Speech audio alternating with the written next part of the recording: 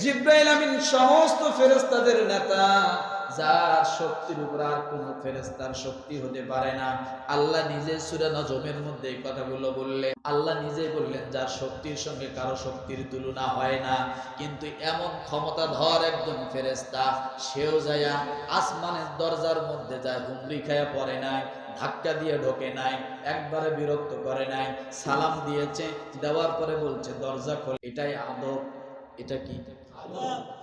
কিন্তু আমরা যদি একটু কিছু হয়ে যায়, ইমাম মানি না, আলেম মানি না, হুজুর মানি না, বাবা মানি না, শ্বশুর মানি না, বড় মানি না। আমি বড় নেতা, ছাত্র যদি নেতা হয় শিক্ষকের কোনো দাম নাই। কথা বলেন না? বর্তমান জামানায় ছাত্র শিক্ষককে ধরে ধরে পিঠায়। কেন পিঠায়? সাহস কোথায়? অমুক দলের নেতা, অমুক দলের নেতা, অমুক দলের স্যামসা